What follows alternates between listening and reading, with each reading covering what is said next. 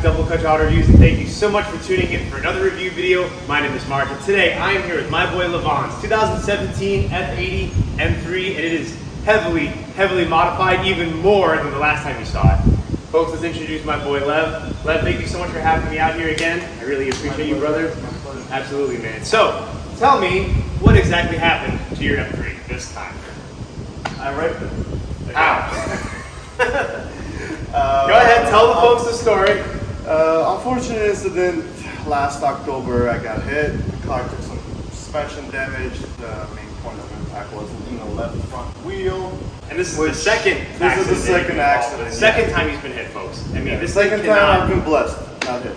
This thing just can't get a break. I'm telling you, it's unfortunate. But thank God you are the owner, because now it is back and better than ever before. So tell me what you've done to it since its last mishap. So since the last accident, we were debating at our shop over at Bacon Street Auto Body whether we're gonna keep the car or we're gonna ditch it and let it total out. But we invested way too much money into it, and it is truly unique to us officially now. I agree, absolutely. So we decided to do something that no one has in the States or in Europe. We end up fully rebuilding the car. We painted it in beautiful Alpina green. I believe, if I'm not mistaken, don't kill me on this one, this is the only F80 M3 out there in Alpina green. We have fully customized interior by BMW restored seats, Which looks amazing, by the way. Absolutely phenomenal. Yeah. Recaro bucket seats, pole positions. Our good friends over at JQ Works blessed us with their steering wheel system.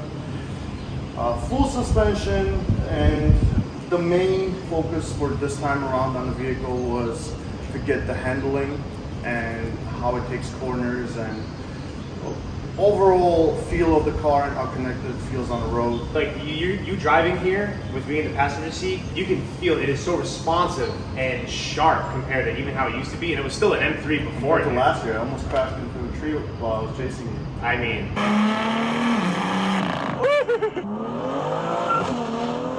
oh yeah.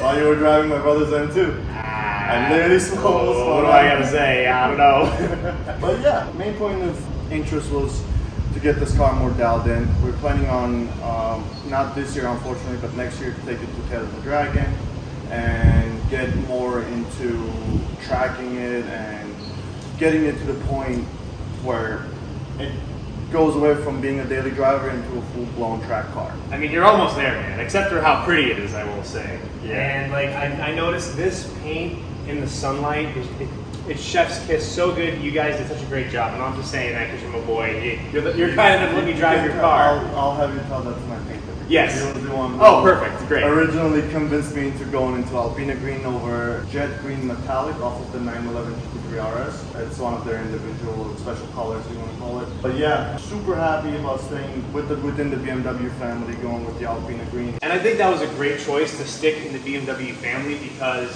this color is just like taking it to the highest echelon of BMW, the Alpina. And it looks so good, it's done so well, and it has that gold flake in it that has the contrast with the gold wheels, and it just pops so beautifully in the sunlight or in the shade. I think you guys did a top-notch job, seriously. The car is gorgeous, man. So in regards to suspension, you have Bilstein coilovers, right? That's correct. But you have it so they are connected to your drive modes. So we went with the Bilstein B16 coilovers that come with the Demtronic system, which basically allows you to have your factory DC sensors. Which is amazing. Basically full 3 suspension settings, completely operational, so you don't have to sacrifice your daily drivable comfort features. Yeah, absolutely. And also you can take it to the back roads or the track road. With just a touch of a button, you're from comfort to full-blown sport, which I think is great for this car. And these wheels, these are BBS E88s wrapped in Toyo Proxy R888Rs. And what do you have, 275s in the front and 305s in the back? Yeah, this thing's mean. Yeah, and basically to bring it all together, we tried something new. We're trying to bridge the gap between Audi lovers and the BMW lovers. Which some of the BMW purists will kill me for this, but we decided for Brakes go with 034 Motorsports. We went with their rotors, and for pads we used the Hawk 5.0 street pads, because right now the car is not being tracked yet. So I'm still using what they have driving. So. Of course. But so far so good. I mean, I only had these rotors on for about 2.5 weeks at the time of the shooting, and so far so good. I'm super happy with how the car stops, how it handles. The brake dust is very, very minimum, which is great. Yeah, that's a huge plus too. Just a little hidden feature about the brakes. We went with most of the cars inspired by Team Shermer, how they have their BMW taxis built, and how their F80 M3s, F87 M2s are built. So the wing, the rims were built by Team Shermer. They're 18 by 10 in the front, 18 by 11 in the rear. And for the brakes to support and keep the brakes cool, we use their brake duct system, which is basically on F80s, right under here you have the weird pork chop shield. We replaced it with the Team Shermer's carbon fiber pork chops, let's call them, that come with the hose that connect to the back of the rotors on their dust plates.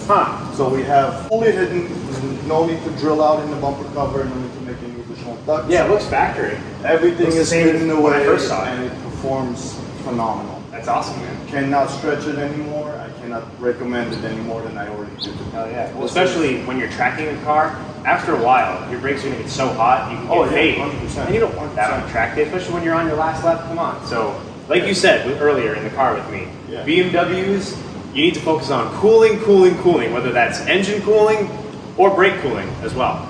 Especially when you're pushing it to this level, which Lev wants to do. Yes, sir. Absolutely. Cool. Let's mosey on over to the back, if you don't mind following me, sir. I want to talk about this wing. Now, tell me how much did this cost? Because this thing just sets this. It's like the little cherry on top of the sundae that we have right here. With the import tax and shipping and everything, it's going to be about $2,500. Obviously, you have the gold on the side. It ties it all together. It looks Gold great. on the side was a courtesy of the Levon Sports. They just did the little decal Downshift Syndicate with our car crew. One of my favorite things you've done to this car since the last time we've had it on the channel is this carbon fiber hood. And look at this weave right here. That is so dang cool. Tell me about this hood. So it is identical to your typical CS hood off of like M3 CSs or the M4 CS. However, this is a bit different. It's a little bit lighter. It's so I purchased this hood. I cannot disclose the information from a warehouse. You'd have to kill me, folks. From a warehouse in Germany, thanks to people that recommended me to Germany. That sells it. Told me not to tell anybody. So, but it's actual race car product basically. The hood itself weighs, I'd say, from the feel of it, I didn't weigh the hood. About 10 pounds. I was gonna say 10, 15, like just literally comes right about up 10 like pounds. Yeah. But it's super flexible. It doesn't crack. We had to make it smooth and make it straight at our shop because it was wavy as hell. Basically, like near the arches on top of the hump. And you did all this work in your own shop? Yes, of course. Yes, we did Bacon Street Auto Body, 109 Bacon Street, Waltham, Massachusetts. Yes, we did everything in house. We had to seal it about 3 times before we even attempted on painting it, and then we had to lay a base layer on the paint, wait for it to dry, and send it down, and then go into the real process of painting the hood itself. But it's super flexible. It does not leave any dents. It doesn't bend. You can literally jump on it. Nothing's gonna happen. I'm not gonna try that. You might as well go in for the camera and be like, what's your name? I don't. The girl on Instagram, Jelly Bean Brain or whatever. Overall weight saving on the car, we're shooting for about 900 pounds once the back seats get deleted. That's like a full-blown Harley. Yeah. Once the back seats get deleted and some of the interior trims get deleted, we should reach that number. Right now we have carbon fiber on the trays, like from RKP. They made the heavy shield that goes on the bottom of the car. They made the carbon fiber one. We have that on the car currently. I wish we could put it on a lift and show you, but Maybe next time. Next time, yeah. So we're gonna see each other next year anyway. That's right. This is like an annual thing for us at this point. Yeah. So as far as under the hood, I don't really see anything too different. You still have the Venturi charge pipe, right? You have the CSF intercooler and whatnot. Yes, Venturi intakes. Anything else you've done differently here? No, everything else kind of stayed the same since last time we went over the car. All the performance modifications, there was nothing to upgrade other than the turbos, which will be coming up later on this summer. Mm-hmm. And we're gonna get it ready for Ampac because we have some few with my friend that we need to settle there. Other than that, performance-wise, the car's been super sound. We're not chasing any higher numbers than where we are right now. 650 to the wheels is more than enough for a daily driver. I think for a couple cars sits in the back and we're still gonna be fine. Oh yeah. But yeah, pretty much we're just trying to optimize it and make the car more balanced over having that crazy straight line power because we already had that. There's no need. But you also want to keep reliability. Yeah, you want to keep this thing going. We're not just trying to blow this up and then have to pull the motor and yada yada, do everything all over again. No, you want to keep this thing going. Or no? We'll see. We'll let fate decide, right? Yeah. So other fun fact about how the whole painting process happened on this car. The entire engine bay is painted in British racing green. You can see, yeah.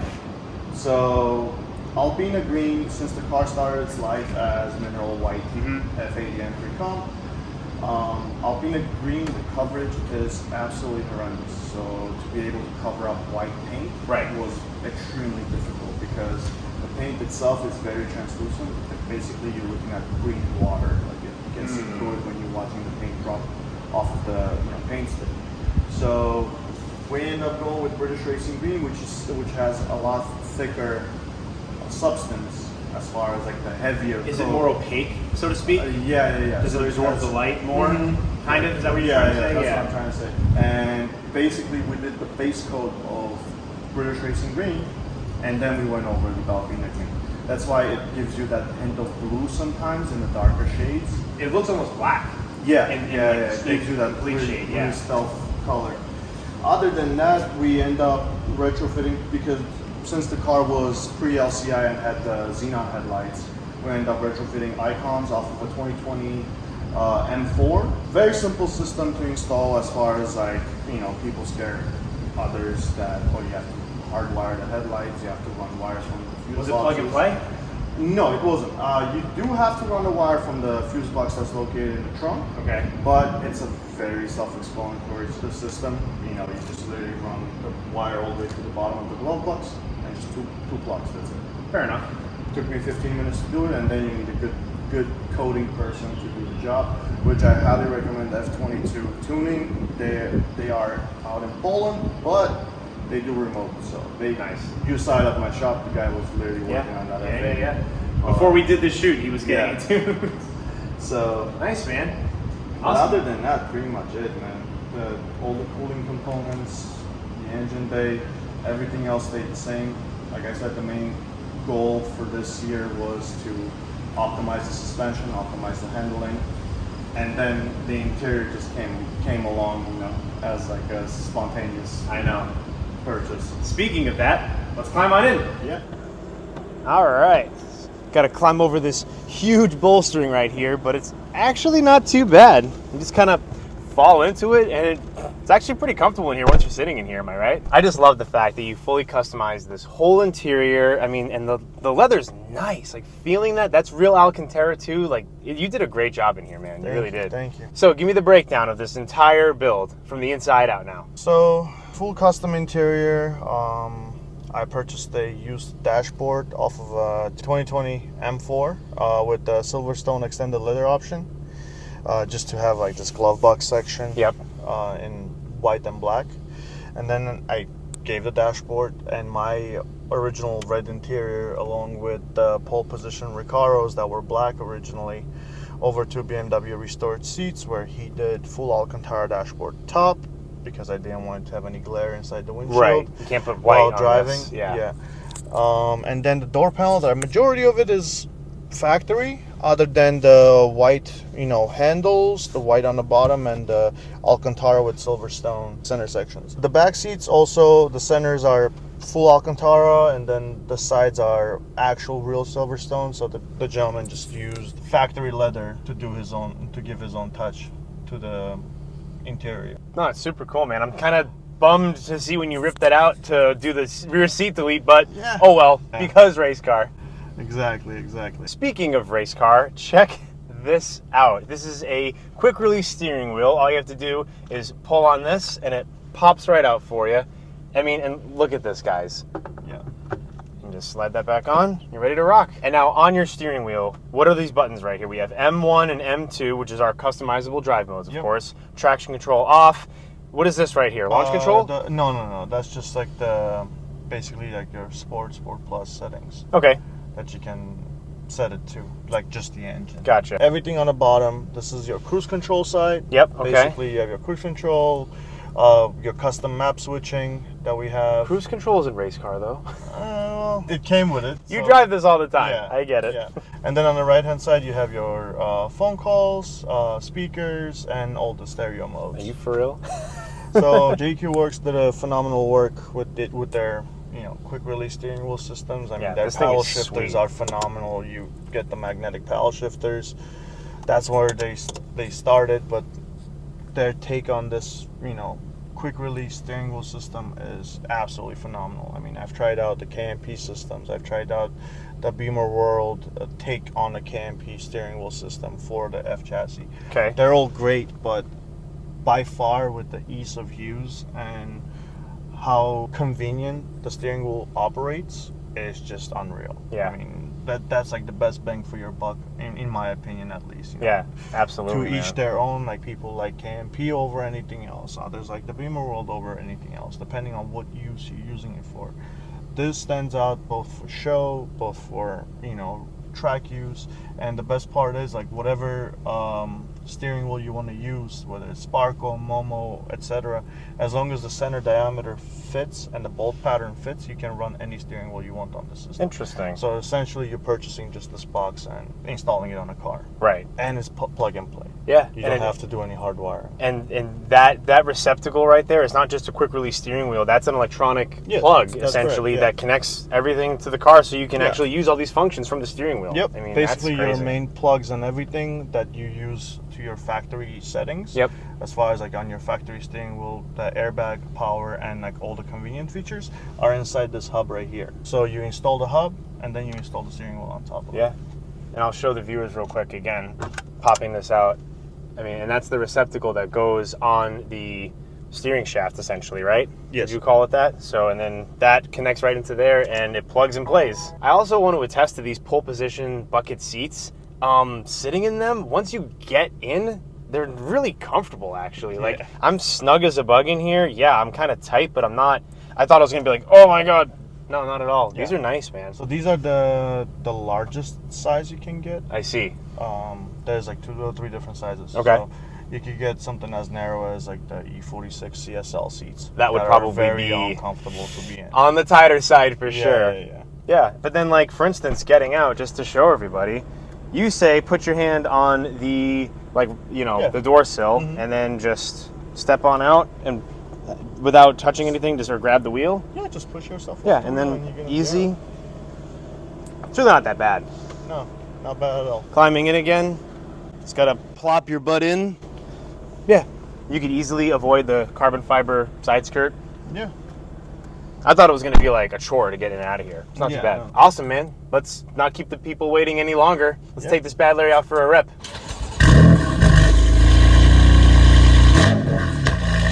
I'm very excited to see when you finally install harnesses in here, because it looks a little weird having the bucket seats with a regular shoulder strap seatbelt, but it's okay. I'll forgive you.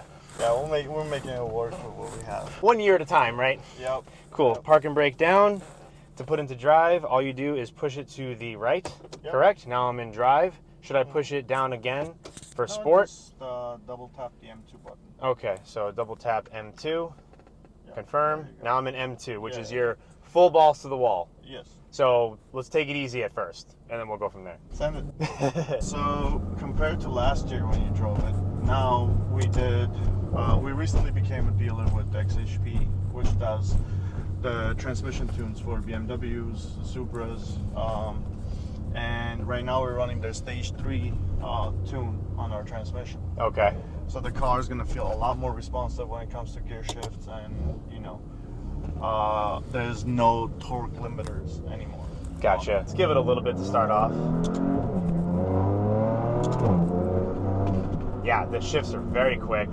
I love the paddle shifters, man. Oh, that click is so satisfying. A little bit right here.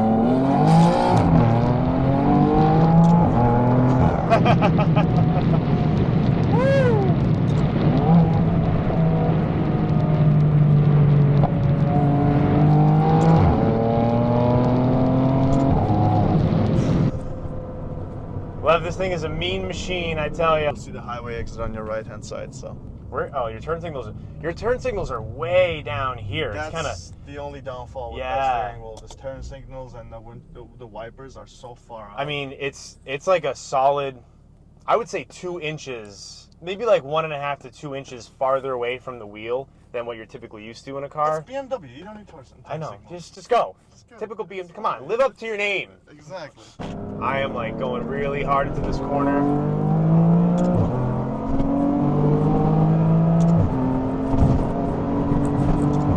Damn, man. Yo, this thing rips.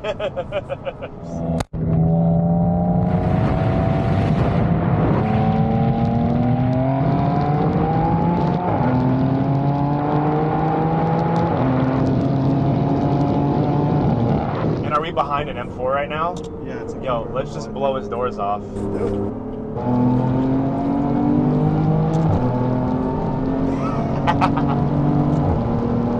Wow. Dude, these are like lightning shifts. It gives you almost like a Porsche PDK feel. Lev, I'm almost a little too confident in this car, and I can tell immediately. Like, I can tell I shouldn't have done what I just did that easily and that comfortably. Dude, this thing rips, bro. Are you serious? I wish I could, like, tell you guys on camera, like, how comfortable and confident I am, besides just saying it over and over again. That's the only thing I can say. This is too easy. Well done, man. Well done. Let me downshift real quick. Wow. I know the sound inside the cabin is not as much as you would think. On the outside, we're screaming right now. Oh yeah, but it's the way really it's loud. Set up, you don't feel it inside the car. It's very well insulated, and this is in full balls to the wall sport mode right now. If this is as rowdy as it gets, this isn't bad. I can listen to this on a long ride. It's just, if you want to be quiet, put it in comfort mode, or just don't have your foot in it the whole time. This thing is really comfortable if you want it to be. I feel like I'm not cramped in the seats. Steering wheel feels great at 9.3. This is probably the nicest steering wheel I've ever had on any sort of car review I've ever done. I'm gonna be honest with you, Lev. I didn't think it was gonna feel that different from the last time I drove it. Yeah. It is. A lot of people said the same thing. No, it's a different car, man. It really is. You have not spared any expense fully bringing this car back to life. No expense spared, seriously. Your turn signal sucks, I will admit. I don't know why you're using that.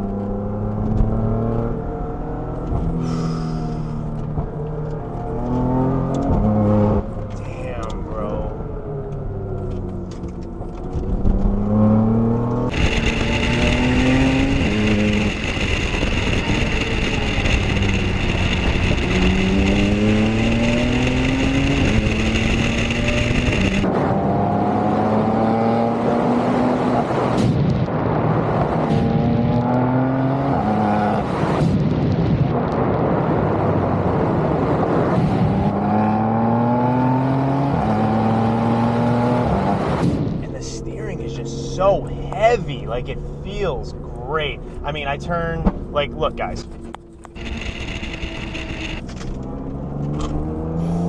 Damn, man, powers out of the corner like nobody's business. Lev, this car just wants you to rip it up, and it begs for more, seriously. Just, this thing just wants it. Oh, broke loose a little bit. Sorry, your keys are flying around everywhere. Are you ready?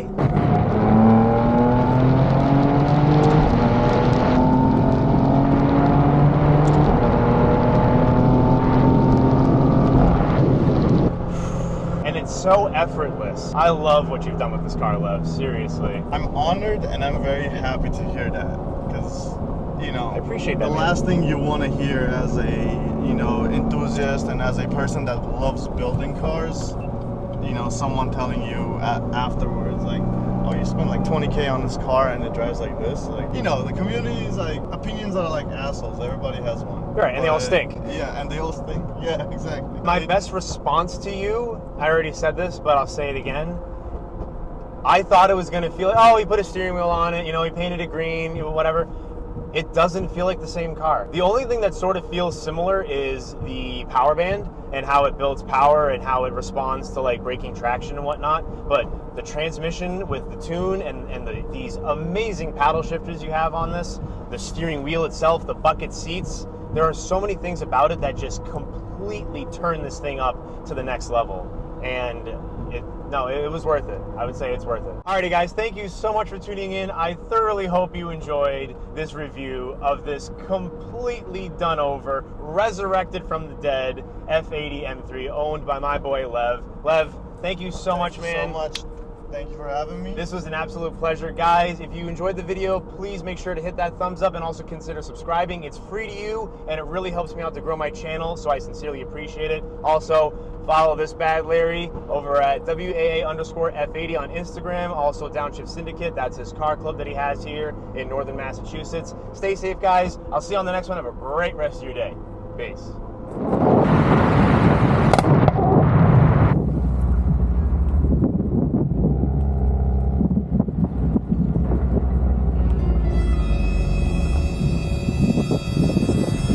How are you today? Hey, how's it going? Good. The reason I stopped is the exhaust. Okay.